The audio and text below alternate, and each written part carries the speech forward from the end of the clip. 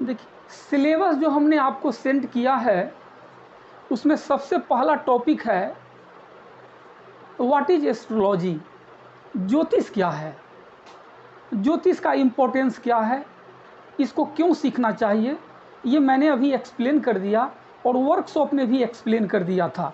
लेकिन थोड़ा ब्रीफ में मैं रिपीट कर देता हूँ, जिससे कि जिन्होंने वर्कशॉप अटेंड नहीं किया था उनका कुछ भी नहीं छूटे, है ना।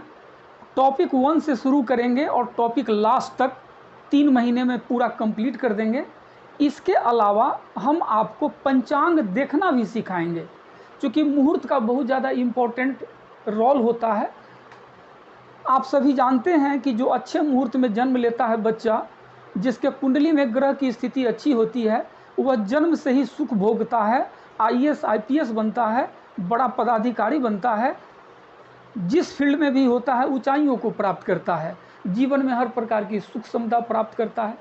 और जो बुरे ग्रह नक्षत्र योग में जन्म लेते, अच्छे कुल में जन्म लेके भी, धनाढ़ परिवार में जन्म लेके भी वे दुख भोगते, कष्ट भोगते, उनके आने के बाद परिवार में भी समस्याएं बढ़ती चली जाती है ना। इसीलिए मुहूर्त का ज्ञान रखना बहुत जरूरी होता है, पंचांग का अध्ययन करना बहुत जरूरी होता है।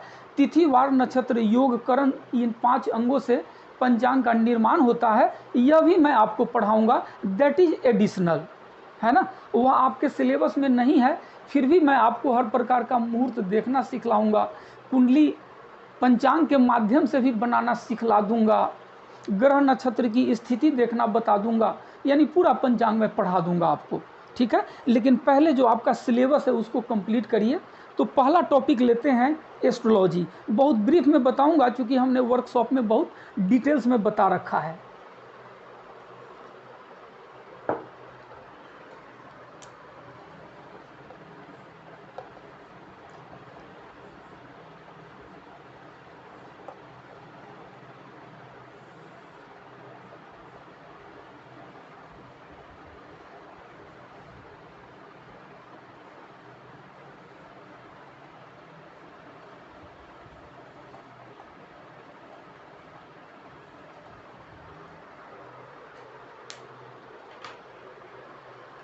देखिए, ज्योतिष का शाब्दिक अर्थ होता है ज्योति जोड़ ईश,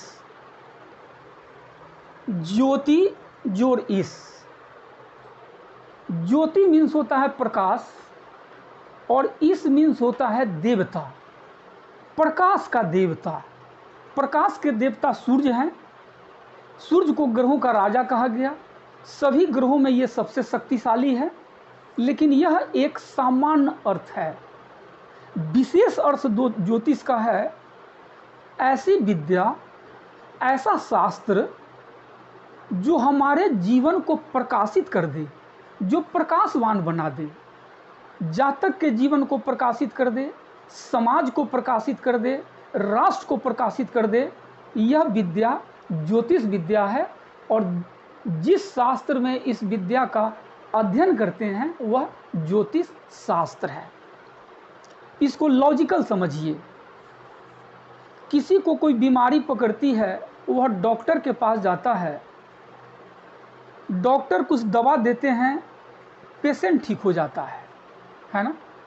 उसी प्रकार किसी प्रकार की परेशानी जो कर्मों के कारण आती है, लोग एस्ट्रोलॉजर के पास आते हैं। बच्चे की शादी नहीं हो रही है, कुंडली देखकर आप निदान बता देते हैं, वो सारा निदान मैं आपको सिखाऊंगा, हर प्रकार की रेमेडी बताऊंगा, हर प्रकार की समस्या का सोल्यूशन बताऊंगा। कुंडली में जितने प्रकार के दुर्योग होते हैं, जैसे आजकल लोग काल सर्प दोष से बहुत डरते हैं, मैं साधारण वैदिक उपाय भी बताऊंगा। शनि से बहुत डरते, शनि का उपाय, हर ग्रह का उपाय, हर प्रकार का दुर्योग, चाहे वह काल सर्प दोष हो, गुरु चांडाल दोष हो, विष योग हो, ग्रहण योग हो, जिस प्रकार का भी दोष हो, सभी का रेमेडी मैं बताऊंगा आपको। एक समस्या के महर्षियों ने सैकड़ों सॉल्यूशन बताए। तो देश काल पात्र के अनुसार जिसको जो सही लगता है वह अपनाता है, और जातक को देखकर ही हम लोग उस प्रकार का रेमेडी देते हैं जिससे कि वह अपना के जीवन में सुखी हो जाए। तो शादी नहीं हो रही है, कुंडली देखकर आप सॉल्यूशन देते, शादी हो जाती है। शादी हो गई, बच्चे नहीं हो रहे हैं, कुंडली देखकर आप सॉल्यूशन देते, घर में किलकारियाँ गूंजने लग जाती है।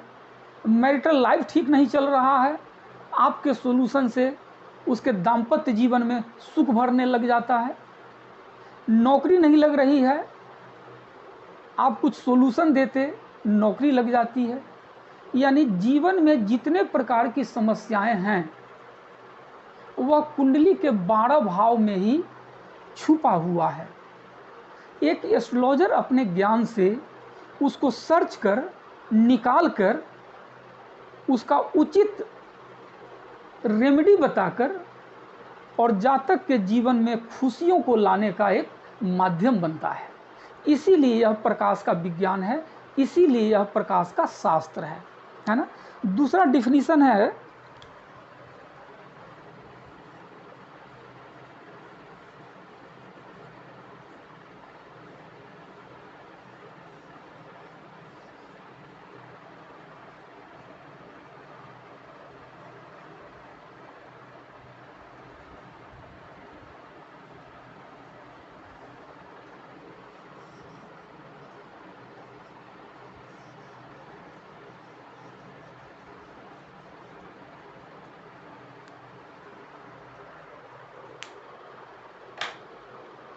Astrology is guidance for future, है ना।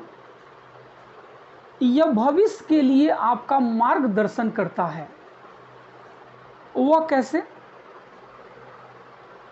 किसी के ऊपर जुपिटर की महादशा चल रही है, समय बहुत बढ़िया चल रहा था क्योंकि जुपिटर अच्छी स्थिति में थे।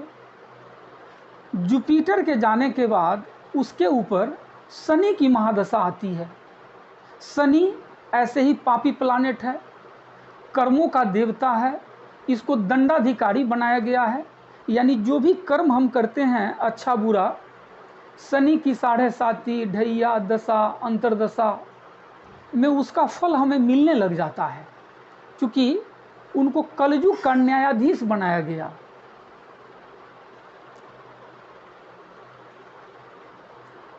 तो शनि अगर कुंडली में खराब बैठा है तो वह पीरियड उसका खराब जाने वाला है। आपके पास कुंडली आती है, आपको पता चलता है कि आने वाला समय जातक का संघर्षमय है। शनि से रिलेटेड कुछ शुभता आप दे देते, कुछ उपाय बता देते, उसका जीवन स्मूथ चलने लग जाता। जो इंजॉय वह जुपिटर की महादशा में कर रहा था वह कंटिन्यू रहता है। थोड़े बहुत संघर्ष आते, क्योंकि पापी ग्रह है, पापी ग्रह संघर्ष किसी न किसी रूप में देते ही हैं कभी न कभी, लेकिन कब देते कब निकल जाता जातक को पता भी नहीं चलता। कुंडली देख के जो उचित उपाय होता है आप कर देते हैं, उसको मार्गदर्शन देते, गाइड करते। इसीलिए it is a guidance for future, है ना। नौकरी देश में करना चाहिए, विदेश में करना चाहिए, व्यापार करना चाहिए, नौकरी करनी चाहिए, सब कुंडली के माध्यम से उचित मार्गदर्शन आप देते हैं। इसीलिए आपको दैवज्ञ कहा जाता है और इस विद्या को सबसे श्रेष्ठ विद्या कहा जाता है। वर्कशॉप में मैंने बताया हुआ है, ये ब्रह्म विद्या है, दैविक विद्या है, डिवाइन साइंस है, साक्षात परमात्मा द्वारा प्रतिपादित है। इसीलिए इस विद्या को जानने वाले को दैवज्ञ कहा जाता है, क्योंकि यह विद्या देवताओं द्वारा प्रतिपादित है। और एक एस्ट्रोलॉजर किसी जातक का, राष्ट्र का, समाज का भूत वर्तमान भविष्य हर चीज़ बताने की क्षमता रखता है। आप कुंडली देखकर किसी भी जातक को यह बता सकते कि उसकी आयु कितनी है, इवन डे और टाइम भी कैलकुलेट करके आप बता सकते हैं, ठीक है ना। जैसे महादशा, अंतरदशा, प्रत्यंतर दशा, फिर सूक्ष्म दशा, काल दशा भी आता है, कला विकला, इन सभी का अध्ययन करने के बाद एग्जैक्ट मिनट और सेकंड भी निकल जाता है ना। नौकरी कब लगेगी, शादी कब होगी, बच्चे कब होंगे, बीमारी कब आएगी, सब आप कुंडली जिस समय आपके पास आती है उसी समय बता सकते हैं। चाहे वह कुंडली 20 साल पहले आए बीमारी होने के, या शादी होने के 10 साल पहले आए, हर घटना का एक्यूरेट कैलकुलेशन करके आप जातक को बता सकते हैं, और जो बुरी समस्याएं आने वाली है उससे आप उसको बचा सकते हैं, है ना। लेकिन हमेशा याद रखिए, नॉलेज इज पावर। अगर आपके पास ज्ञान है तभी इस प्रकार की क्षमता आप में होगी, नहीं तो जैसे क्वेक डॉक्टर होते हैं जो किसी तरह पुड़िया बांधकर लोगों को थमाकर अपना जीविकोपार्जन करते, और एक एमडी डॉक्टर होता है, एक विशेषज्ञ होता है जो एक छोटा सा दवा भी लिख देता तो वह जातक को सूट कर जाता, बीमारी चली जाती, है ना। तो आपको उस प्रकार का डॉक्टर बनना है, टॉप क्लास का बनना है, जिससे कि आपके ज्ञान का प्रकाश पूरे समाज को प्रकाशित करे, और आपके जीवन में भी अपार धन संपदा आए, मान सम्मान मिले, जीवन में जो सुख आपको चाहिए उसको पूर्ति करने के साधन आपके पास हो, आपके पास इतना अच्छा ज्ञान हो, है ना।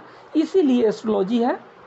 और एक एस्ट्रोलॉजर को किसी दुर्योग के लिए कोई खास रेमेडी करने की कभी आवश्यकता नहीं पड़ती, क्योंकि भगवान श्री कृष्ण ने खुद ही कहा है कि यह एक ज्ञान यज्ञ है।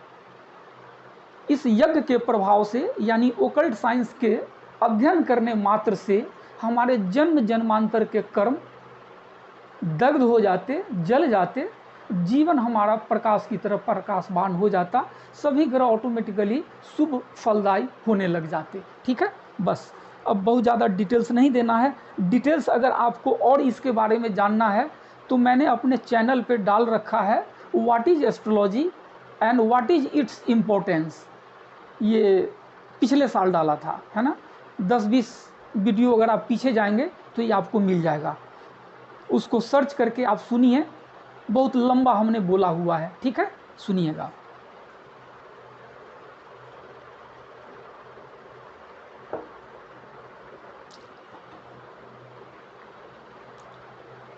अब ब्रीफ में 9 ग्रह के बारे में मैं आपको बताता हूँ। पूरा ए से शुरू करते हैं, जेड पे समाप्त करेंगे, जिससे कि आपको सिलसिलेवार ढंग से एस्ट्रोलॉजी का ज्ञान प्राप्त हो, है ना। 9 ग्रह हैं, आप सभी को मालूम है, ये आप लोगों ने लिख लिया होगा। मैं आधे मिनट के लिए हट जाता हूँ, अगर नहीं लिखा तो लिख लीजिए।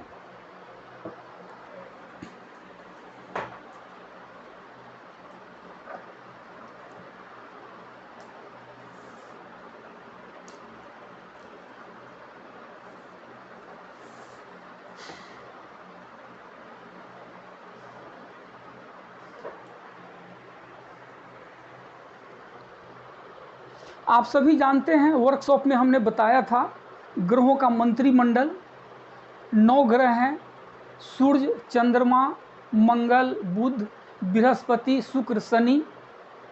ये 7 ग्रहों का फिजिकल एग्जिस्टेंस है। जैसे आपका एग्जिस्टेंस है, हमारा एग्जिस्टेंस है, उसी प्रकार इन सभी ग्रहों का किसी युग में, सतयुग में, त्रेता में, द्वापर में फिजिकल एग्जिस्टेंस था। 2 छाया ग्रह हैं, राहु और केतु, उनका फिजिकल एग्जिस्टेंस नहीं है, वे छाया ग्रह हैं। सूर्य के बारे में मैं आपको बताता, फिर हर ग्रह के विषय में बताता हूँ, ठीक है ना। इनके माता पिता कौन हैं, ये कैसे आए, थोड़ा इतिहास, हिस्ट्री जानना आपके ज्ञान के लिए, आपकी ज्ञान वृद्धि के लिए आवश्यक है। ठीक है, बहुत ब्रीफ में ही बताऊंगा, जिससे कि ज़्यादा से ज़्यादा ज्ञान आपको मैं 24 क्लास में दे पाऊँ। सबसे पहले सूर्य।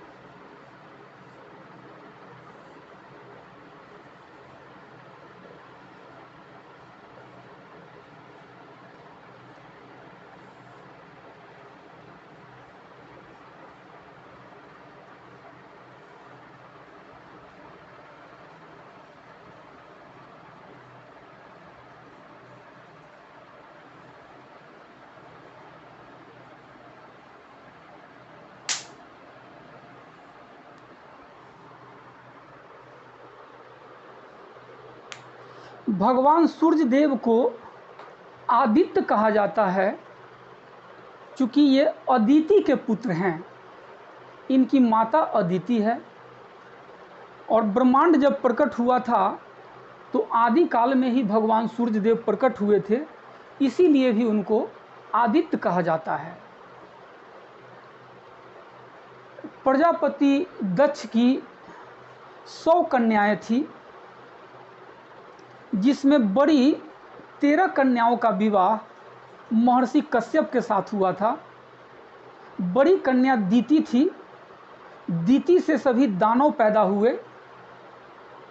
दूसरी कन्या राजा दक्ष की अदिति थी, इनसे सभी देवता जन्म लिए।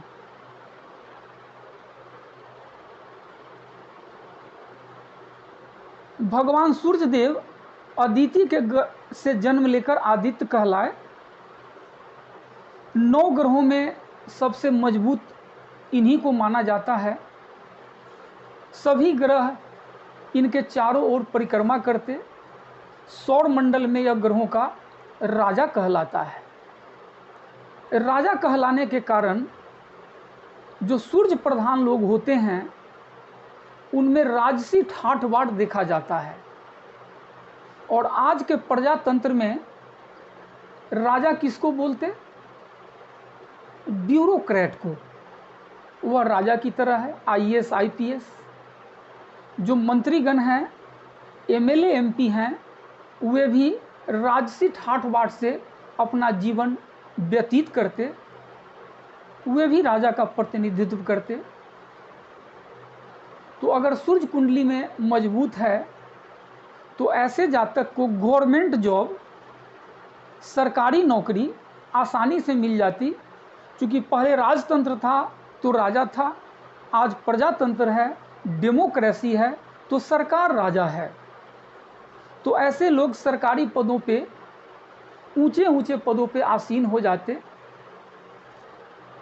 उनमें राजा वाले सारे गुण पाए जाते, जैसे लीडरशिप क्वालिटी होती, वे स्वाभिमानी होते, वचन के पक्के भी होते, उनका डिटर्मिनेशन स्ट्रॉन्ग होता, डिसिप्लिन्ड होते। राजाओं वाले सारे गुण उनमें पाए जाते। और क्रूरता भी पाई जाती है। सूर्य को क्रूर ग्रह कहा गया है।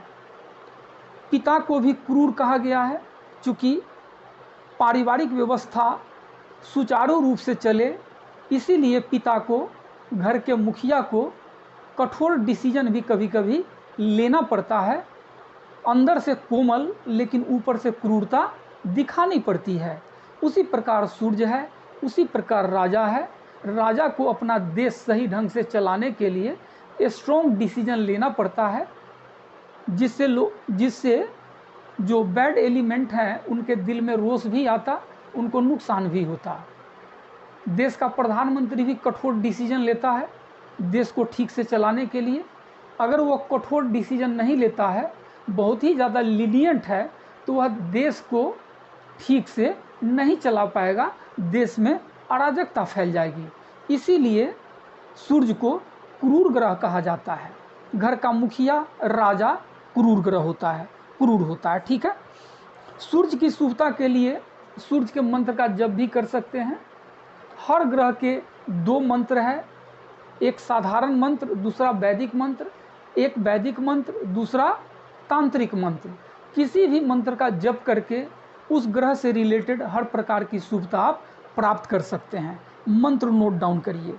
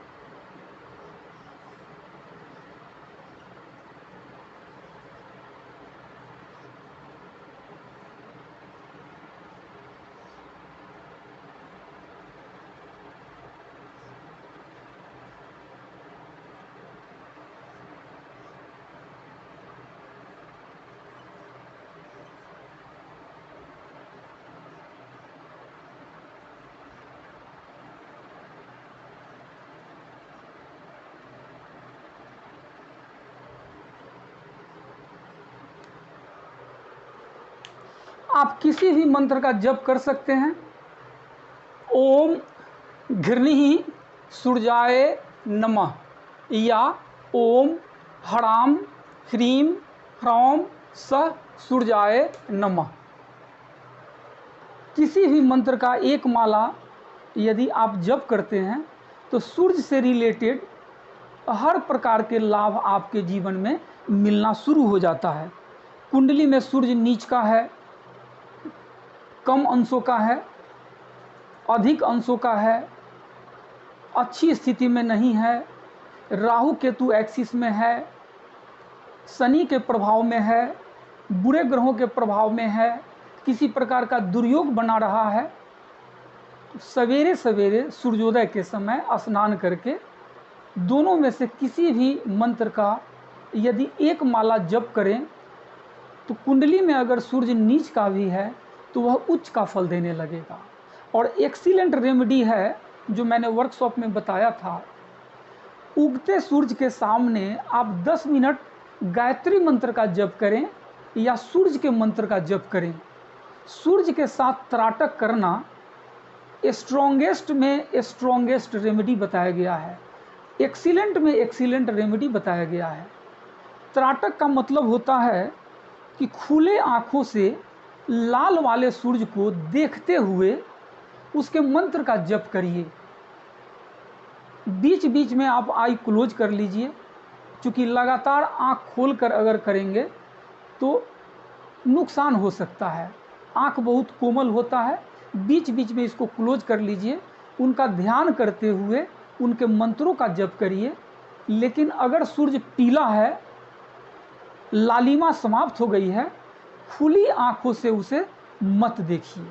आई क्लोज करके 5 मिनट जप करिए।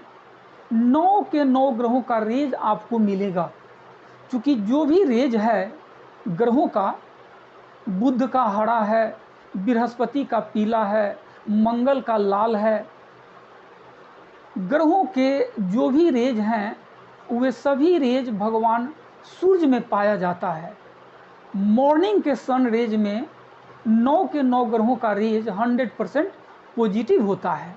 जैसे जैसे समय ढलता है भगवान सूर्य ऊपर चले जाते, लालिमा समाप्त हो जाती, पीलापन बढ़ने लग जाती, वैसे वैसे ग्रहों का रेज कम होने लग जाता, अल्ट्रा वायलेट रेज की मात्रा कम होने लग जाती। जब सूर्य बहुत ऊपर चला जाता तो उसमें इंफ्रारेड की मात्रा बढ़ जाती, जो नुकसानदायक होता है। तो पीले वाले सूर्य को खुले आंखों से मत देखिएगा। अगर आप सवेरे जगते हैं और लाल वाले सूर्य का दर्शन कर लेते तो फिर कोई रेमेडी करने की आपको विशेष आवश्यकता नहीं होती, चूँकि इससे 9 के 9 ग्रहों का रेज आपको मिल जाता, सूर्य की शुभता आपको जीवन में मिलने लग जाती। ठीक है।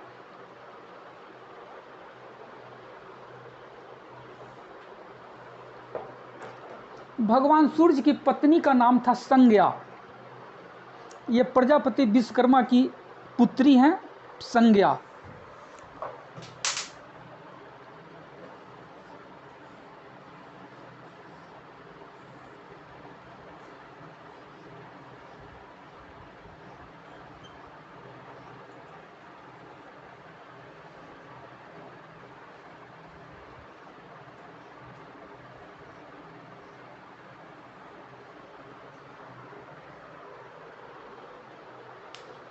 भगवान सूर्य देव में बहुत ज़्यादा तेज था, इनके तेज को संज्ञा सहन नहीं कर पाई।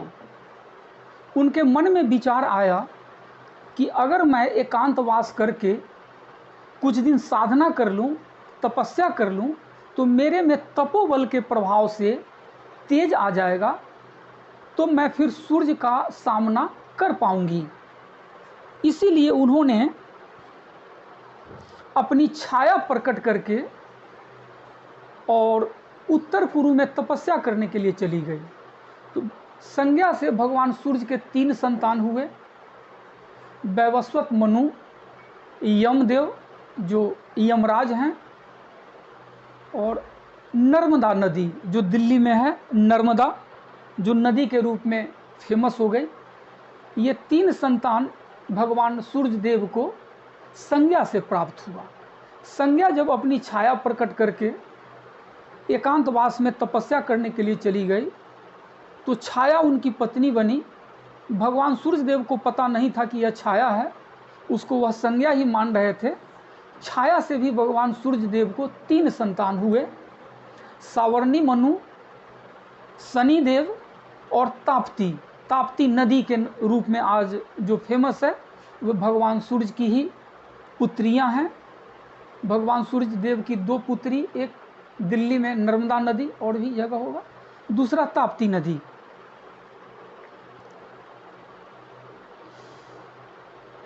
शनिदेव के बारे में आप सभी परिचित हैं, है ना। भगवान सूर्यदेव का रंग लाल है, इनका रत्न माणिक है। सूर्य की शुभता के लिए माणिक भी धारण किया जाता है।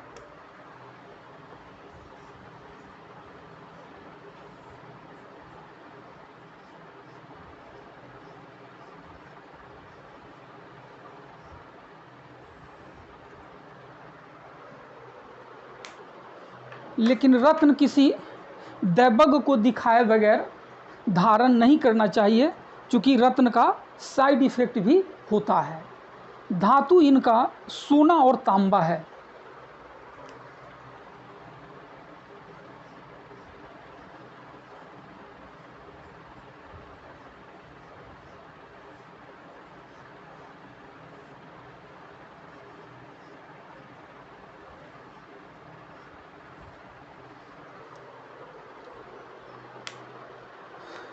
कुंडली देखकर जो एफोर्ड नहीं कर पाता माणिक, तो तांबे का कड़ा हम लोग पहना देते हैं राइट हैंड में।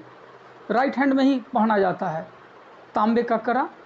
और जिनके पास पैसे हैं तो सूर्य की उंगली होती है जो छोटी उंगली के बगल में है, जिसको रिंग फिंगर भी बोलते हैं। इसमें सोने का छल्ला भी धारण किया जा सकता है, सोने का कड़ा भी धारण किया जा सकता है, तांबे का कड़ा भी धारण किया जा सकता है। सब लाभ देगा। ठीक है, नोट डाउन करिए। और सूर्य के जो तत्व पाए जाते हैं, गेहूं है, गुड़ है, शहद है, लाल फल है। नोट डाउन करिए। मसूर की दाल, घी में भी पाए जाते हैं।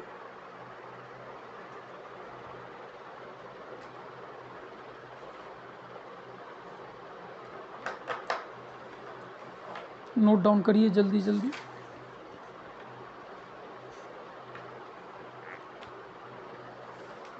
मैं कुछ कारक तत्वों को लिखा देता हूं, आप लोगों को नोट डाउन करिए।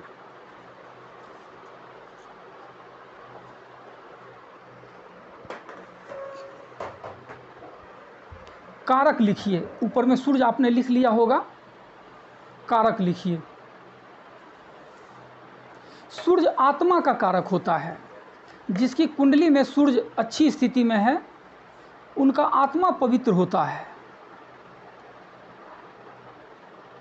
सूर्य पिता का कारक होता है। सूर्य अगर अच्छा है तो पिता का सुख उनको जीवन में मिलता है। राजा का कारक होता है, जिसके कारण सूर्य की कृपा से राजसी पद हम प्राप्त करते हैं। यश का कारक होता है। अगर सूर्य कमज़ोर है तो जीवन में अपयश मिलता है, बिना गलती किए भी बदनामी आपके जीवन में आ जाती है। और सूर्य अगर अच्छा है तो यह नेम फेम दिलाता, प्रतिष्ठा दिलाता, सम्मान दिलाता, जो एक राजा को मिलता है। राजनीति का कारक होता है। सूर्य की कृपा से लोग राजनीति के फील्ड में ऊंचाइयों को प्राप्त करते। और स्वास्थ्य का कारक होता है, क्योंकि इम्यूनिटी पावर सूर्य से देखा जाता है, और इम्यूनिटी पावर हम लग्नेश से भी देखते हैं। अगर किसी की कुंडली में सूर्य पावरफुल है, लग्नेश पावरफुल है, लग्न पे अच्छे प्रभाव है, तो उनको कोरोना जैसे महामारी से 99% तक बचाव हो जाएगा।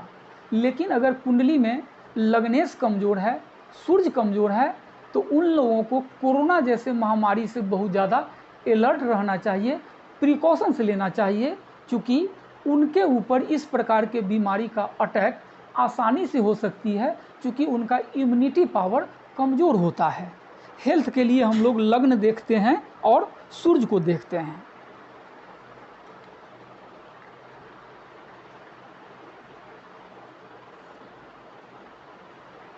सूर्य औषधि का कारक होता है, मेडिसिन का कारक होता है, इसीलिए सूर्य को डॉक्टर ग्रह कहा जाता है। सूर्य की कृपा से जो डॉक्टर बनता है उनका नेम फेम पूरे समाज में, पूरे देश में, पूरे संसार में भी हो सकता है। यह कुंडली के लेवल पे डिपेंड करता है। हड्डी का कारक होता है, आँख का कारक होता है। अगर सूर्य कमज़ोर है तो आई साइट बहुत कम उम्र में ही कमज़ोर होने लग जाता है। पराक्रम का कारक है, मजबूत सूर्य है तो जातक पराक्रमी होता है।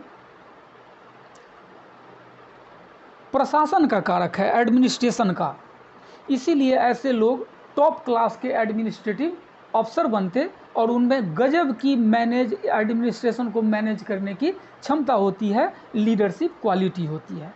लकड़ी का कारक है, जिसके कारण सूर्य की कृपा से लोग फॉरेस्ट डिपार्टमेंट में भी बड़े बड़े अफसर बनते, फॉरेस्ट अफसर, रेंजर ऑफिसर, ये सब सूर्य की कृपा से बनते। और प्रभावशाली व्यक्तित्व यानी रिच पर्सनालिटी सूर्य की कृपा से मिलता है। यह दंडाधिकारी भी है, चूँकि राजा है, इसलिए जो ब्यूरोक्रेट हैं, मजिस्ट्रेट हैं, उन सभी के ऊपर सूर्य की कृपा है। ठीक है।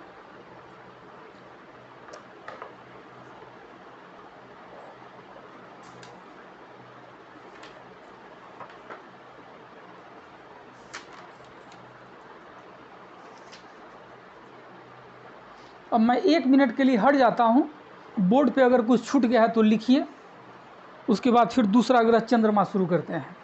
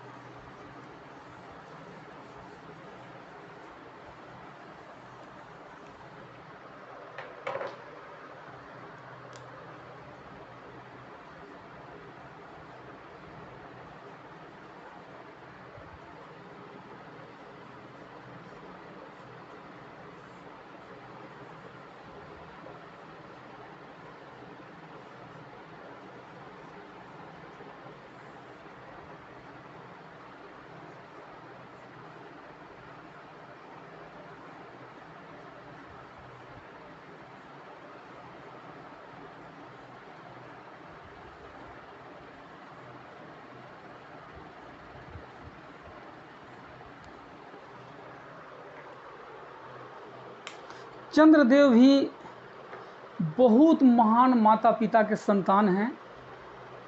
इनके पिताजी हैं महर्षि अत्रि, बहुत महान संत हुए, और माता हैं माता अनसुईया। पंचकन्या में इनकी गिनती होती है। अपने पातिव्रत धर्म के प्रभाव से इन्होंने ब्रह्मा विष्णु महेश को भी बालक बना दिया था। एक लंबी कहानी है, उसमें नहीं जाते। महान माता पिता के संतान हैं। चंद्रमा हर प्रकार के सुख का कारक है। अगर चंद्रमा मजबूत है तो जीवन में हर प्रकार का सुख जातक को मिलता है। मन का कारक है। कुंडली में अगर चंद्रमा पीड़ित है तो ऐसा जातक मानसिक रूप से हमेशा परेशान रहता है। हर प्रकार से वह सशंकित रहता है। चिंताएं उसको हमेशा घेरे रहती है। जीवन में मानसिक समस्या एक समाप्त नहीं होता, दूसरा पहले से दस्तक देता रहता है। माँ का कारक है। चंद्रमा अगर अच्छी स्थिति में है तो माँ का भरपूर सुख मिलता है। जल का कारक है। इसीलिए अगर एडल्ट हैं तो 3-4 लीटर जल जरूर सेवन करिए, क्योंकि जल में चंद्रमा का तत्व पाया जाता है। जल का सेवन करेंगे, चंद्रमा का तत्व मिलेगा तो चंद्रमा की निगेटिविटी में कमी आएगी। और जल की बर्बादी बिल्कुल मत करिए। अगर जल की बर्बादी आप करते हैं, जल का कारक चंद्रमा है, तो चंद्रमा आपको बुरा फल देगा। जल का सही उपयोग करिए, बर्बाद मत करिए। होता क्या है कि टंकी से ओवरफ्लो कर रहा है पानी, लोग ध्यान नहीं देते। सप्लाई का पानी आता है, फ्री का लोग पानी समझते, बर्बाद करते रहते हैं, जिसके कारण उनके जीवन में समस्याएं आती हैं। जो भी जल की बर्बादी करेगा उनके जीवन में उनको थायराइड की समस्या जरूर आएगी। और घुटनों में बहुत कम उम्र में ही लिक्विड कम हो जाने के कारण घुटनों के दर्द से उनको परेशान होना पड़ेगा। फिर घुटना भी रिप्लेसमेंट उनको कराना पड़ेगा। ठीक है। चंद्रमा की 27 रानियां हैं, जो 27 नक्षत्र हैं। अश्विनी, भरणी, कृतिका, रोहिणी, मृगशिरा, आद्रा, पुनर्वसु, पुष्य, अश्लेषा यानी रेवती तक जो 27 नक्षत्र हैं, ये सभी चंद्रमा की 27 रानियां हैं। और ये 27 रानियां जो हैं वे प्रजापति दक्ष की पुत्री है, कन्या है ना। जैसे मैंने आपको बताया था अभी कि 13 बड़ी कन्याओं का विवाह महर्षि कश्यप से हुआ, जिसमें दिति, अदिति सारे थे। और उसके बाद जो 27 कन्याएं थी उसका विवाह चंद्रमा के साथ हुआ। चंद्रमा की सबसे प्रिय रानी रोहिणी थी। रोहिणी को वे बहुत ज़्यादा प्रेम करते थे। ठीक है। हर नक्षत्र में चंद्रमा एक दिन के लिए होता है, 27वें दिन फिर वे उसी नक्षत्र में आ जाते, जो मैंने आपको बताया भी था वर्कशॉप में। चंद्रमा का मंत्र नोट डाउन करिए। किसी भी ग्रह की शुभता के लिए उस ग्रह का मंत्र जप करना एक स्ट्रॉन्गेस्ट रेमेडी है। किसी रेमेडी का अगर आपको पता नहीं है तो उस ग्रह का मंत्र का जप आप कर लीजिए, उस ग्रह की शुभता आपके जीवन में आने लगेगी। चाहे वह मंत्र दोनों में कोई भी हो। यानी बिल्कुल भी ऐसा नहीं है कि क्लिष्ट मंत्र के जप से ही ग्रह देवता खुश होते हैं, ऐसा नहीं है। जो आपको सबसे आसान मंत्र लगता है उसी को चूज कर लीजिए, उससे आपकी सभी समस्याओं का समाधान उस ग्रह से रिलेटेड हो जाएगा। ठीक है।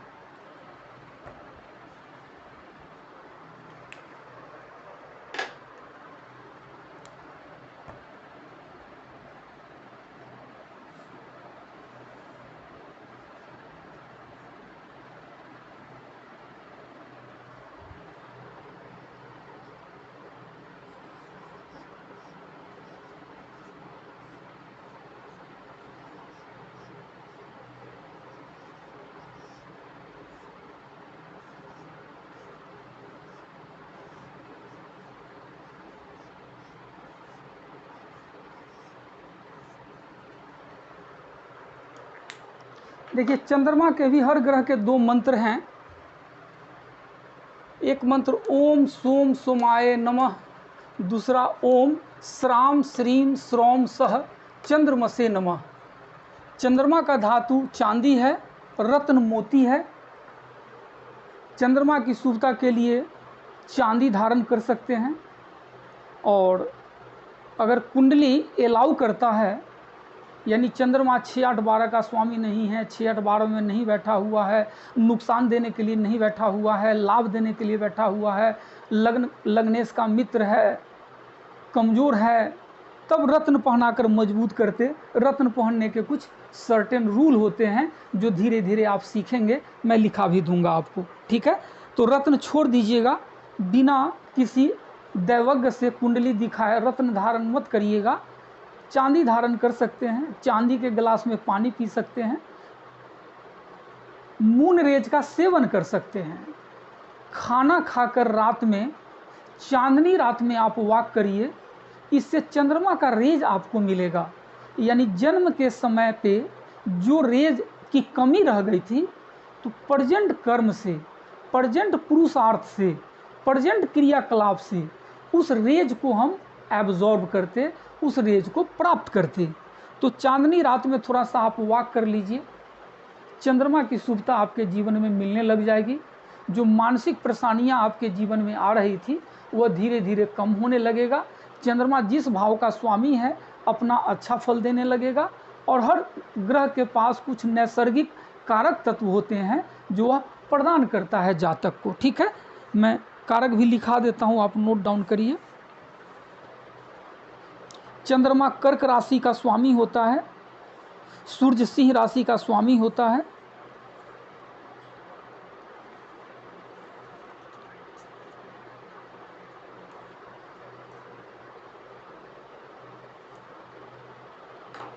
अब चंद्रमा मन है। जैसे सूर्य को मैंने बताया कि क्रूर ग्रह कहा गया है, क्रूर ग्रह की संज्ञा दी गई है। चंद्रमा को शुभ ग्रह कहते हैं, लेकिन यह 100% बेनिफिक प्लानेट नहीं होता है, क्योंकि चंद्रमा मन है। और ऐसे भी चंद्रमा 15 दिन बढ़ता है, 15 दिन घटता घटता घटता अमावस्या वाले दिन जीरो पे आ जाता, फिर बढ़ता बढ़ता बढ़ता बढ़ता पूर्णिमा के दिन फुल मून हो जाता है, ठीक है। तो शुक्ल पक्ष की षष्ठी तिथि से कृष्ण पक्ष की पंचमी तिथि तक चंद्रमा शुभ माना जाता है, यानी उसमें ताकत रहता है, उसमें रोशनी रहती है, वह अपना अच्छा फल दे पाता है। 15 दिन वह कमज़ोर रहता। दूसरी बात कि चंद्रमा मन है ना, तो मन क्या होता है, ये मन का कारक है।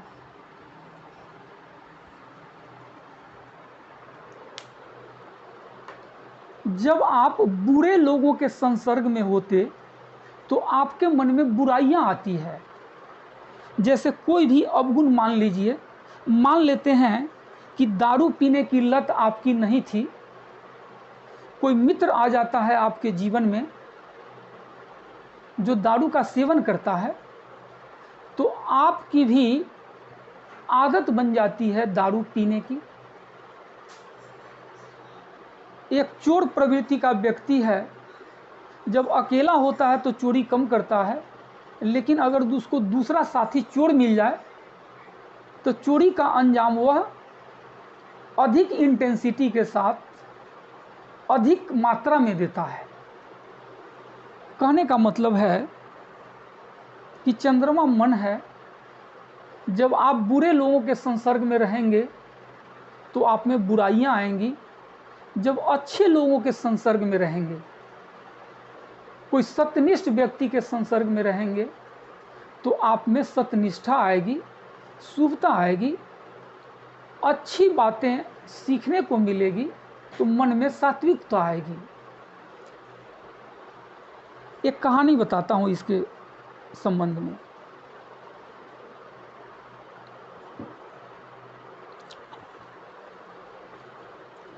इस संसार की जो सबसे श्रेष्ठ रचना है वह मानव है। इस पृथ्वी पे सबसे श्रेष्ठ योनि मानव योनि है।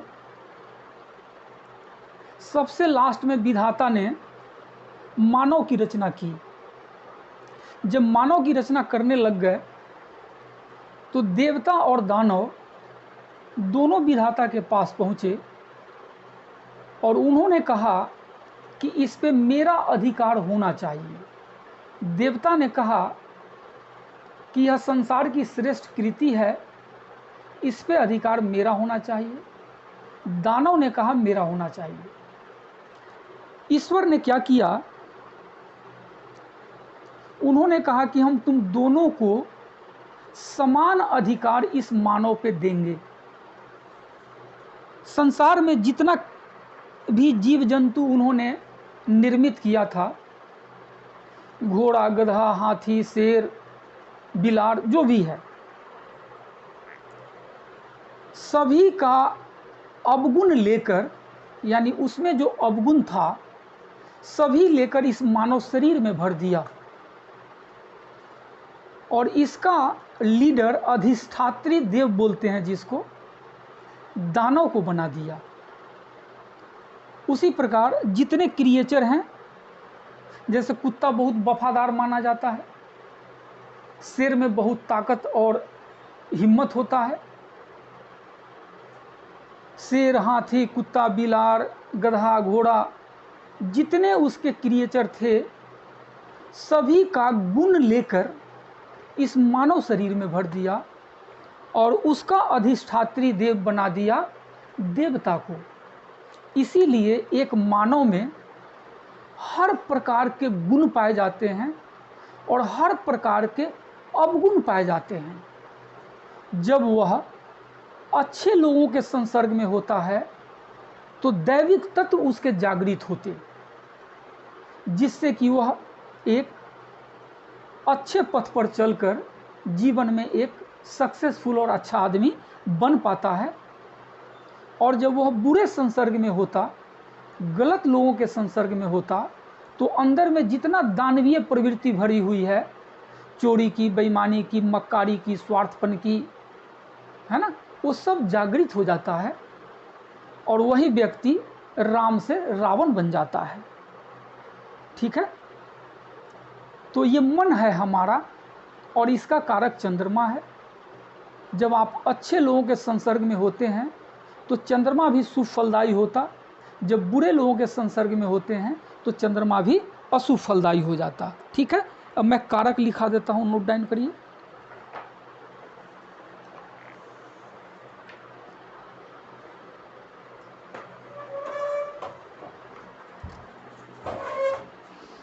लिखिए, मन का कारक है चंद्रमा अच्छा तो मन अच्छा। माता का कारक है चंद्रमा अच्छा तो माता का सुख। जलीय रोग का कारक है, चूंकि चंद्रमा जलीय ग्रह है, जल से होने वाली बीमारियां होंगी। रक्त का भी कारक है, प्रसन्नता का कारक है। और सूर्य राइट आई का कारक है, चंद्रमा लेफ्ट आई का कारक है। सूर्य कमजोर तो आई साइट कमजोर, उसी प्रकार चंद्रमा कमजोर तो आई साइट कमजोर, बाईं आंख को यह ज़्यादा प्रभावित करता है। सफ़ेद वस्तु का कारक है, सभी सफ़ेद वस्तुओं में चंद्रमा के तत्व पाए जाते, जैसे दूध है, चावल है, चांदी है, सफ़ेद वस्त्र है, सभी में चंद्रमा के तत्व पाए जाते हैं। विदेश यात्रा में भी चंद्रमा का इम्पोर्टेंट रोल होता है। निद्रा का कारक है, यानी चंद्रमा कमज़ोर है तो नींद आपको सही समय पे नहीं आएगा। बेड पर जाकर आपके मन में तरह तरह की बातें आते रहेंगी, करवटें बदलते हुए आप घंटा बिता देंगे। मन की प्रसन्नता चंद्रमा पे डिपेंड करता है, मन की प्रसन्नता का कारक है। चांदी का कारक, दूध का कारक तो लिखा ही दिया मैंने। शराब का भी कारक है, क्योंकि वह भी पेय पदार्थ है। जनता का कारक है, पॉलिटिशियन के लिए चंद्रमा का मजबूत होना बहुत आवश्यक है, क्योंकि वह जनता का कारक होता है। चंद्रमा कमज़ोर तो ऐसे लोगों को जनता का सपोर्ट नहीं मिलता, जिसके कारण वे इलेक्शन हार जाते, या अगर दूसरे ग्रह की कृपा से इलेक्शन जीत गए हैं, जनता का सपोर्ट नहीं मिलने के कारण उनको पॉपुलैरिटी नहीं मिल पाती।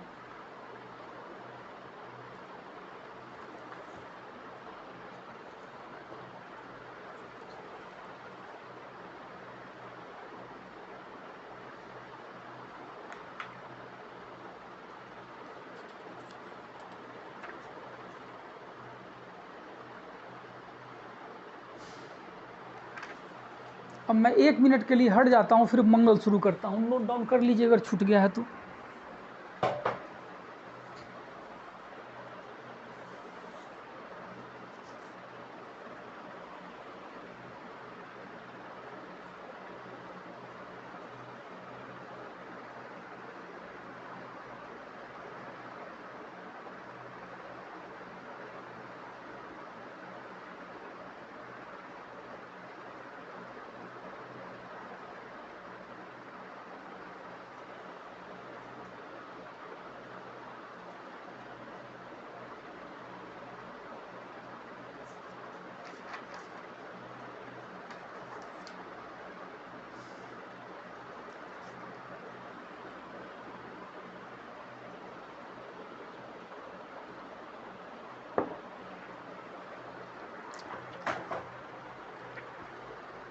चंद्रमा की शुभता के लिए भगवान शिव के शरण में भी जाते हैं। 24 घंटा में 12 मिनट ही ध्यान की प्रधानता पे बल दिया गया है एक गृहस्थ के लिए। 24 घंटा में 12 मिनट ही यदि आप शिव का ध्यान करते, नमः शिवाय, ओम नमः शिवाय मंत्र का जप करते, हार्ट चक्र पे ध्यान करते हुए, तो चंद्रमा कुंडली में चाहे नीच का भी है वह उच्च का फल देने लग जाता है। तो शिव की साधना से भी चंद्रमा उच्च का फल देता है, या शिवलिंग पे जल अर्पित करने से भी चंद्रमा सुफलदायी होता है। ठीक है, अब मंगल शुरू करते हैं।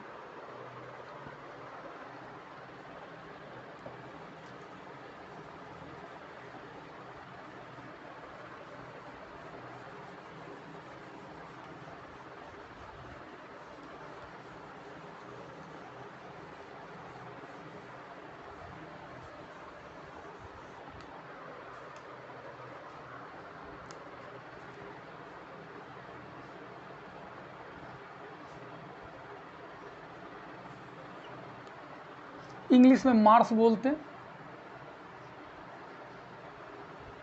सूरज को सन बोलते, चंद्रमा को मून बोलते, मंगल को मार्स बोलते। इनके माता पिता महान में भी महानतम, जितना महान आपके दिमाग में थॉट आ सकता है उससे लाख करोड़ गुना ज़्यादा महान इनके माता पिता हैं, है ना? गेस करिए, इतने महान इस ब्रह्मांड में कौन है जो इनके माता पिता हैं? एक कहानी बताता हूँ।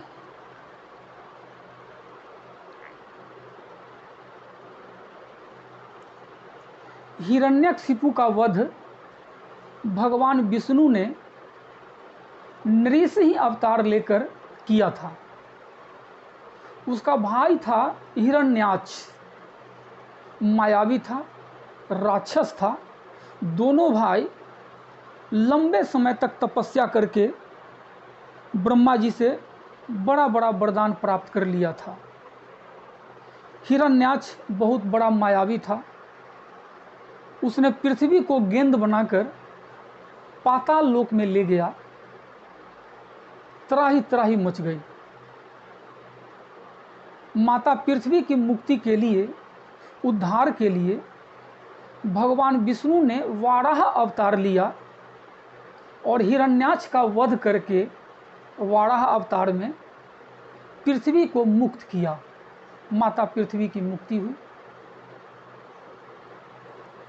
माता कृतज्ञता प्रकट की और भगवान विष्णु को पति रूप में प्राप्त करने की याचना की। तो माता पृथ्वी और भगवान नारायण के संतान हैं मंगलदेव। इतने महान माता पिता के संतान, नोट डाउन करिए।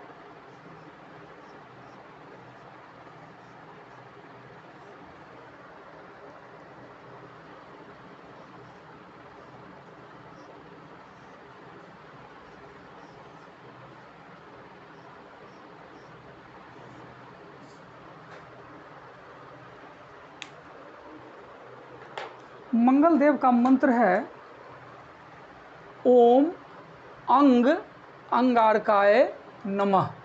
दूसरा ओम क्राम क्रीम क्रोम सह भौमाय नमः। दोनों में से किसी भी मंत्र का आप जप कर सकते हैं मंगल की शुभता के लिए। मंगल को ग्रहों का सेनापति कहा जाता है। जैसे ब्रह्मांडीय जगत में सूर्य को राजा, चंद्रमा को रानी और मंगल को सेनापति। इसमें सेनापति वाले सारे गुण पाए जाते हैं। जैसे सूर्य प्रधान लोगों में राजा वाले गुण पाए जाते हैं, चंद्र प्रधान लोगों में माँ वाले गुण, माँ में ममत्व होता है, माँ का कारक है। तो चंद्र प्रधान लोगों में दया की भावना बहुत ज़्यादा होती है, कोऑपरेटिव होते हैं, 10 कदम आगे बढ़कर लोगों की सहायता करते हैं, भावुक होते हैं, सेंटिमेंटल होते हैं। लेकिन एक प्लस पॉइंट होता है, चूँकि चंद्रमा जल का कारक है, तो चंद्र प्रधान लोग में यह गुण पाया जाता है कि उनको जिस परिस्थिति में भी रखा जाता है अपने आप को एडजस्ट कर लेते। जैसे जल को आप जिस पात्र में रखते हैं वह उसी का आकार ग्रहण कर लेता। ग्लास में रखेंगे तो ग्लास के आकार का हो जाएगा, लोटे में रखेंगे लोटे के आकार का हो जाएगा, बकेट में डालेंगे उसी के आकार का हो जाएगा।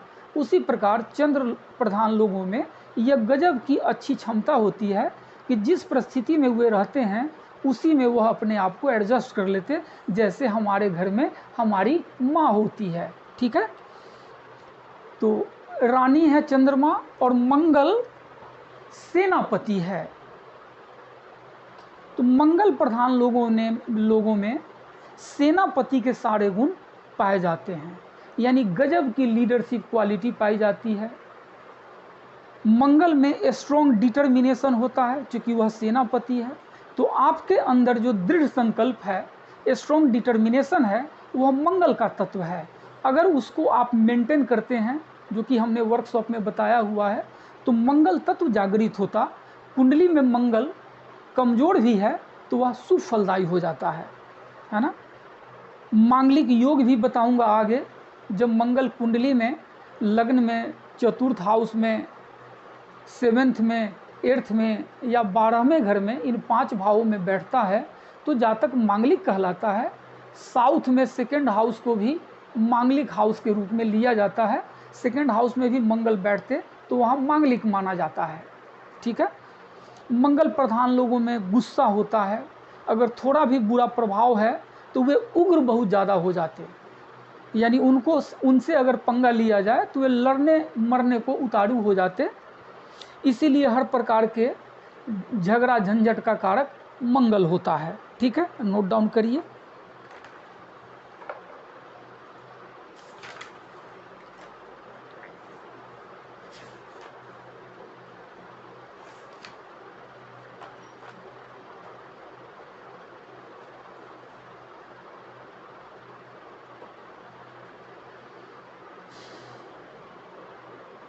गेहूं में मंगल के तत्व पाए जाते हैं।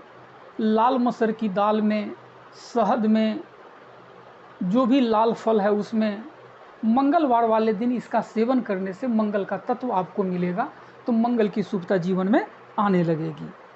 मंगल की शुभता के लिए आप हनुमान जी की शरण में जा सकते हैं। अगर ग्रह के मंत्र का जप नहीं करना है तो इनके आराध्य का मंत्र जप करिए। हनुमान चालीसा डेली पढ़ लीजिए, या हनुमान जी का मंत्र है ओम हंग हनुमते नमः, इस मंत्र का जप कर लीजिए, तो मंगल की शुभता आपके जीवन में आने लग जाती है। मंगलवार का व्रत भी कर सकते हैं। ठीक है, ये छोटे भाई बहन का कारक होता है। अगर मंगल कमज़ोर है तो छोटे भाई बहन का सुख कमज़ोर हो जाता है। मंगल प्रधान लोग साहसिक कार्यों में देखे जाते। सेना के बड़े पदाधिकारी, पुलिस ऑफिसर या खेल के जगत में मंगल ले जाता है, जो नेशनल इंटरनेशनल रिवार्ड एवार्ड दिलाता है। और गांव में जो पहलवान होते हैं तो वह भी मंगल की कृपा से ही बनते हैं।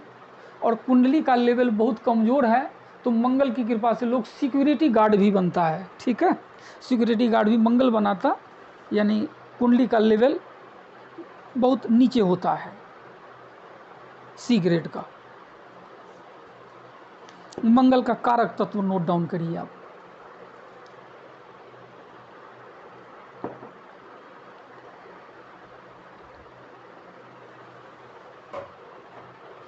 मैंने बता दिया मन का कारक है। एक चीज याद रखिएगा कि सारा संसार मिलकर जितना आपका बुरा नहीं करेगा पूरे जीवन में, उससे अधिक बुरा आपका मन कर देगा। अगर वह संतुलित नहीं है। और पूरा संसार मिलकर जितना आपका भला पूरे जीवन में नहीं करेगा, उससे अधिक भला आपका मन कर देगा अगर वह संतुलित है। प्रैक्टिकली फील करिए, सारे दिन जो एनर्जी का हड़ास करते हैं गुस्सा करके, गुस्सा में अग्नि है, कुछ जलता है, वह जो जलता है वह ग्रहों का रेत जलता है, आपके शरीर का पॉजिटिव एनर्जी जलता है। चिंता में भी जो नष्ट होता है वो आपके ग्रहों का पॉजिटिव रेज नष्ट होता है। देखिए कि सारे दिन में गुस्सा करके, चिंता करके कितना आप पॉजिटिव रेज को डिस्ट्रॉय करते, क्या उतना आपका दुश्मन करता है? क्या नहीं करता है। भावना का कारक है ये, सॉरी चंद्रमा लिखाने लग गए हैं, तो लिखा दिया था हमने, मंगल लिखाना था ना, सॉरी।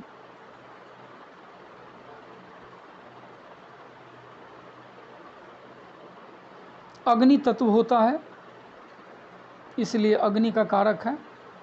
तामसिकता का कारक है। ऊर्जा का कारक है। मंगल प्रधान लोग एनर्जेटिक होते हैं। शक्ति का कारक है, उनके पास शक्ति होता है। साहस का कारक हो, साहसी होते हैं। पराक्रम का कारक है, पराक्रमी होते हैं। छोटे भाई बहन का कारक है, मंगल की कृपा से छोटे भाई बहन का सुख अच्छा मिलता है। जमीन जायदाद का कारक है। रक्त का कारक है। क्रोध का कारक है। शत्रुता का भी कारक है। मंगल के कारण दुश्मनी, वाद विवाद, एनमिटी सब होता है। शस्त्र का कारक है। पुलिस का कारक है, तो चोर डाकू का भी कारक है। मंगल पे अगर पाप प्रभाव है कुंडली में,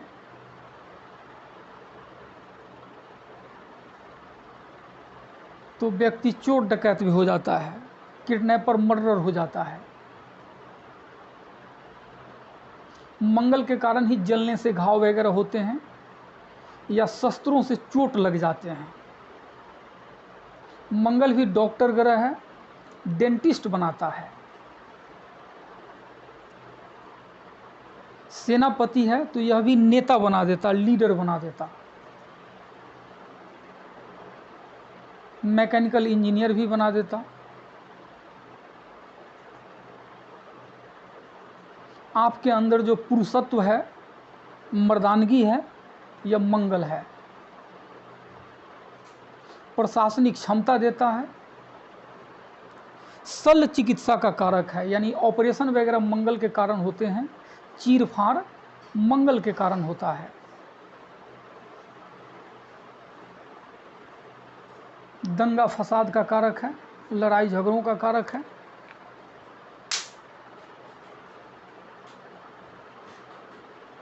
बेकरी का भी कारक है, यानी बेकरी के जो दुकान चलाते हैं, ये सब मंगल की कृपा है।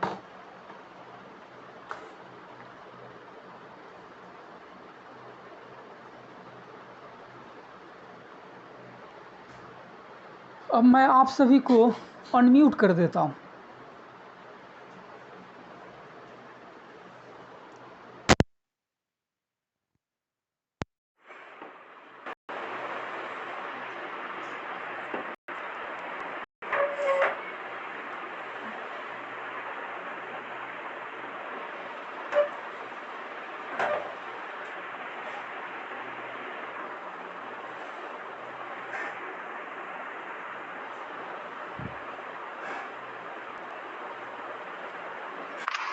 नेक्स्ट डे से क्लास एग्जैक्ट 7:30 बजे शुरू हो जाएगी।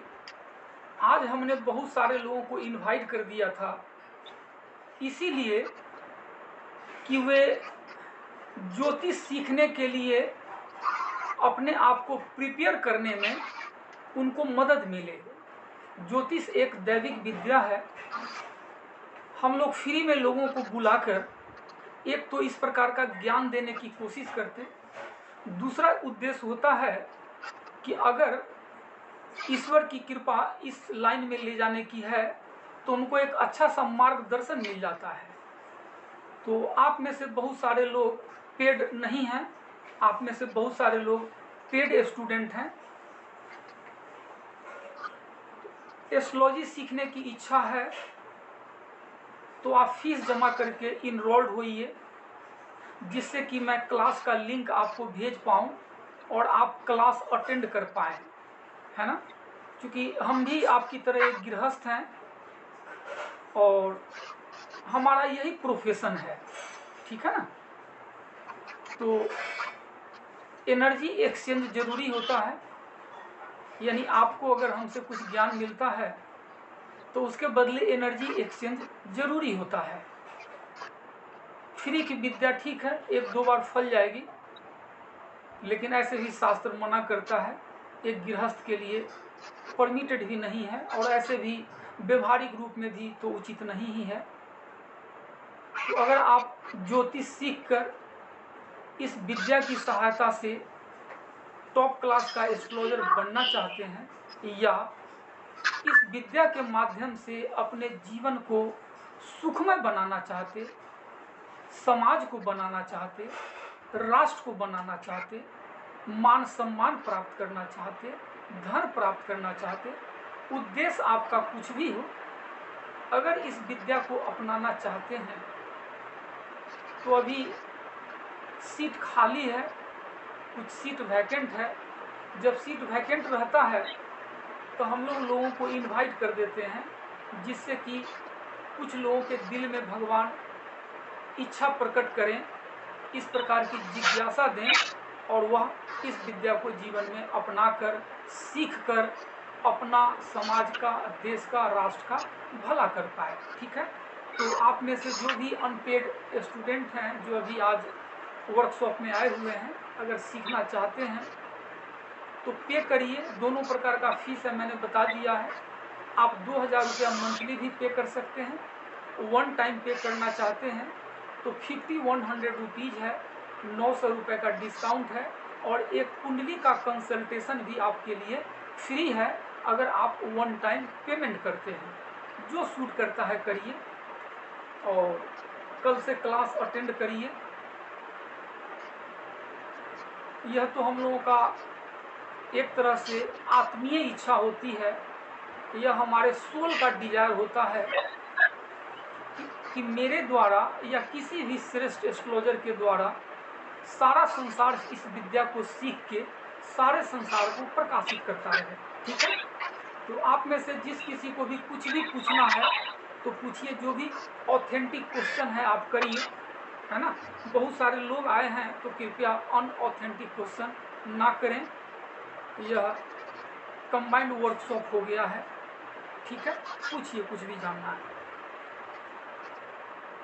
हेलो, हाँ बोलिए सर। सर मैं आप सबको एक बात जरूर कहना चाहती हूँ, सभी स्टूडेंट मेरा सुन रहे होंगे कि मैं ऑलरेडी सर की स्टूडेंट हूँ और यदि इतने कम फीस में आज के टाइम में कोई भी एस्ट्रोलॉजी नहीं सिखाएगा और बहुत ही ये एक्सीलेंट टीचर है।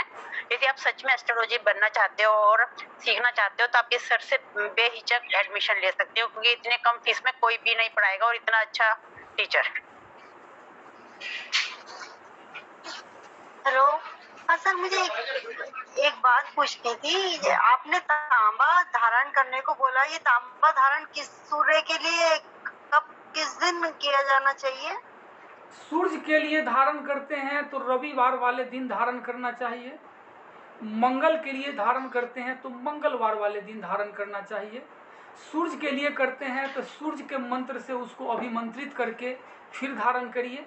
धारण करने का कुछ वैदिक रूल होता है, यंत्र धातु कुछ भी धारण करते तो पहले उसको कच्चे दूध से स्नान कराते, फिर गंगा जल से स्नान कराते, शुद्ध पात्र में लेकर अपने मंदिर में या पवित्र जगह पे आसन पे विराजमान करते और वहाँ बैठकर उस ग्रह का कम से कम एक माला जाप करते, फिर इष्ट का भी मंत्र जप करते और अपनी मनोकामना को मन में दोहराते हुए फिर उसको धारण करते, तब यह लाभ देता है। और बीच बीच में भी उसको शुद्ध करते रहते।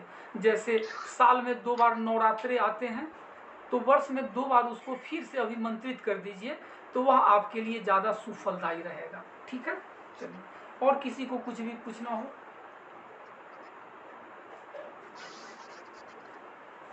सर मैंने तांबे का कड़ा उल्टे हाथ में डाला हुआ है। ठीक है, आप महिला हैं, डाल सकती हैं, कोई बात नहीं।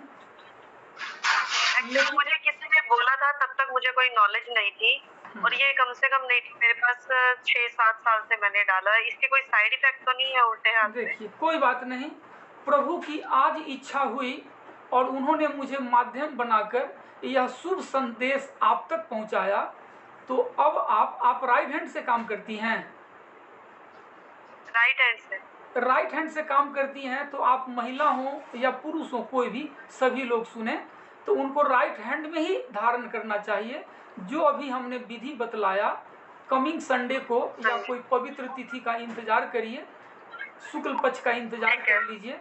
शुक्ल पक्ष में जब रविवार आए उस दिन इसको अभिमंत्रित करके धारण कर लीजिए अपने राइट हैंड में, आपको ज्यादा लाभ देगा।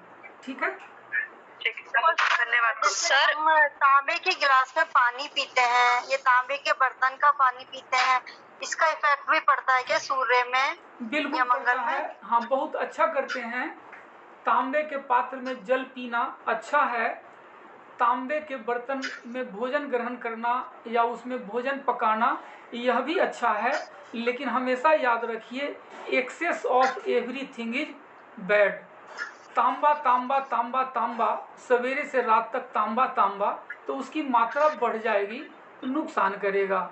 ठीक है, तो कभी तांबे के बर्तन का पानी पी लीजिए, कभी चांदी के बर्तन का पी लीजिए, या जो आरओ हम लोग यूज करते, जो पॉट यूज करते पानी इकट्ठा करने के लिए, पीने के लिए, उसी में तांबे का कुछ धातु डाल दीजिए, चांदी का भी डाल दीजिए, तो ऑटोमेटिकली उस पात्र में जो जल रहेगा उसमें तांबा के, चांदी के गुण आ जाएंगे, तो पूरा परिवार उस जल को पिएगा, तो सभी को उसका तत्व प्राप्त होगा, जिससे उस ग्रह की शुभता उसके जीवन में आएगी। ठीक है ना, तो हम लोग भी यही करते हैं, अलग अलग पॉट यूज नहीं करके।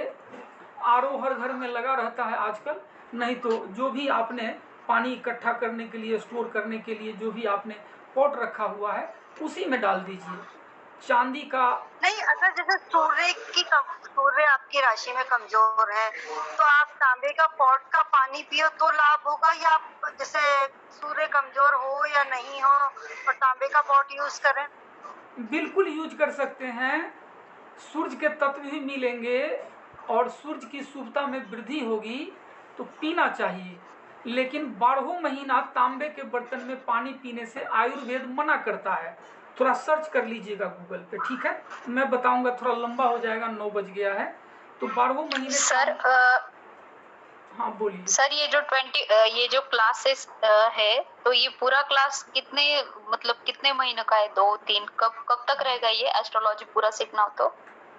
24 क्लासेस हैं, सप्ताह में 2 दिन क्लास होंगे, एवरी मंडे और ट्यूसडे। जैसे आज मंडे है, 7:30 से 9 बजे का समय है, कल ट्यूसडे है, 7:30 से 9 बजे का रहेगा समय। सप्ताह में 2 दिन क्लास होंगे, टोटल क्लास 24 होंगे। ये बेसिक टू एडवांस है। जैसे अभी तो मैं बेसिक ज्ञान दे रहा हूँ, लगभग 12 लेक्चर के बाद बेसिक आपका समाप्त हो जाएगा, फिर एडवांस का पार्ट आ जाएगा, उसमें हम आपको प्रेडिक्शन करना सिखाएंगे, फिर धीरे धीरे कुंडली देखना सिखा देंगे। तो ये टोटल 24 क्लासेस होंगे और इस 24 क्लासेस का चार्जेज 5100 रुपीज़ मंथली पे करेंगे तो 2000 है। पहले से 2 बैच हमारे ऑलरेडी चल रहे हैं, वह वीकली क्लास था, एवरी फ्राइडे और एवरी संडे, तो उनके लिए 1000 रुपया महीना था, चूँकि सप्ताह में 1 ही दिन क्लास था। ये सप्ताह में 2 दिन क्लास है तो हमने फीस नहीं बढ़ाया है, जस्ट इसको डबल कर दिया क्योंकि 2 दिन का क्लास है। वन टाइम वालों के लिए 5100 पहले भी था, आज भी है। उस समय भी लोगों को एक कुंडली फ्री कंसल्टेशन मिला था, आज भी है। सेम रेट है, कुछ नहीं बढ़ाया है। ठीक है, दोनों में जो आपको ओके सूट सर। करे। वन टाइम पेमेंट करना चाहती हैं वन टाइम कर दीजिए, 5100 प्लस एक कुंडली कंसल्टेशन फ्री। मंथली पे करना चाहती हैं तो 2000 रुपया आप पे कर सकती हैं। आपके पास बैंक डिटेल्स या पेटीएम नंबर है तो ठीक है, नहीं तो मुझे व्हाट्सअप करिएगा, मैं भेज दूंगा। वैसे सभी ग्रुप में हमने डाल रखा है, आपके पास होगा। जो हमने ग्रुप में लिंक शेयर किया था उसमें सारा डिटेल्स दिया हुआ है, सिलेबस भी है, सबका डिस्क्रिप्शन भी है, सब चीज़ दिया हुआ है। फिर भी अगर नहीं मिले तो मुझे व्हाट्सअप करिएगा, मैं भेज दूंगा। ठीक है, okay sir, thank you. Welcome.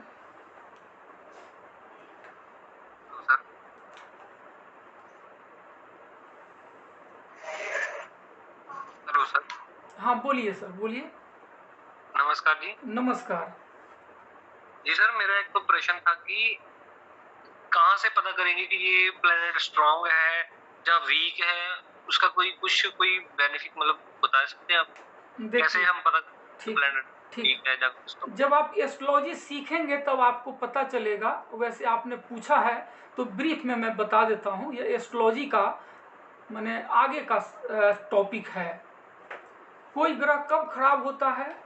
जब वह नीच का है। आपको जानना पड़ेगा कि नीच किस राशि में होता है। जैसे सूर्य तुला राशि में नीच का होता है, चंद्रमा वृश्चिक राशि में नीच का होता है, मंगल कर्क राशि में नीच का होता है। तो आपको पता होना चाहिए। सूर्य के नज़दीक जो ग्रह आ जाता है एक सर्टेन डिग्री पे, वह अस्त हो जाता है तो वह भी कमज़ोर हो जाता है। कोई ग्रह राहु केतु के साथ आ जाता है, वह ग्रह कमज़ोर हो जाता है।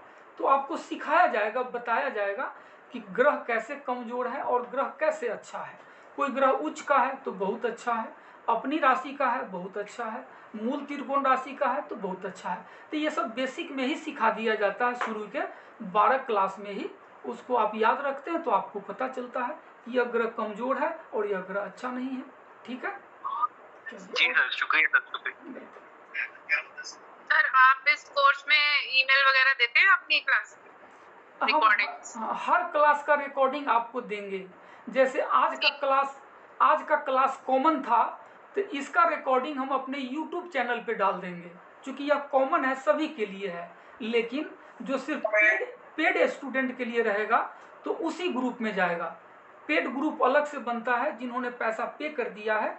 आज के बाद उसका ग्रुप हम अलग से बना देंगे। आज तो हमने सभी को भेज दिया, तो आगे से जो रिकॉर्डिंग होगा वो पेड ग्रुप में जाएगा। आपको रिकॉर्डिंग दिया जाएगा हर क्लास का, जिससे कि क्लास के दरम्यान कोई टॉपिक छूट गया तो आप उस रिकॉर्डिंग की सहायता से अपना नोट तैयार कर सकती, या कोई क्लास छूट गया तो रिकॉर्डिंग की सहायता से आप नोट तैयार कर लीजिए। अच्छी तरह अपॉर्चुनिटी आपको सीखने का मिलना चाहिए, इसीलिए हर क्लास का हम रिकॉर्डिंग देते हैं। ठीक है, ओके सर, थैंक यू।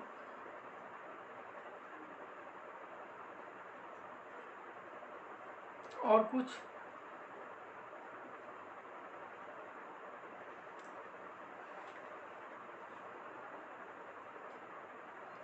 जब रेगुलर क्लास शुरू हो जाता है तो एग्जैक्ट 7:30 बजे शुरू हो जाता है। जब सारी दुनिया को हम इनविटेशन भेजे होते हैं तो जनरली 5 मिनट लेट कर देते हैं, क्योंकि लोग लेट तक ज्वाइन करते रहते हैं। हम इंतज़ार करते हैं कि किसी लोगों का छूटे नहीं, है ना। तो कल से बिल्कुल समय पे आइएगा, 7:30 बजे क्लास शुरू हो जाएगी।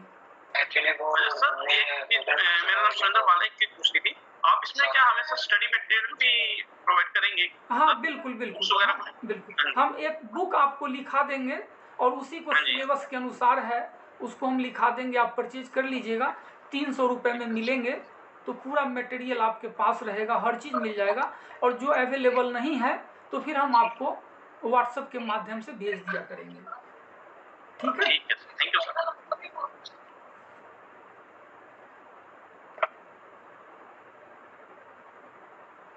ठीक है, हो गया सब पूछा हुआ। चलिए, तो आप सभी इस विद्या को सीखिए।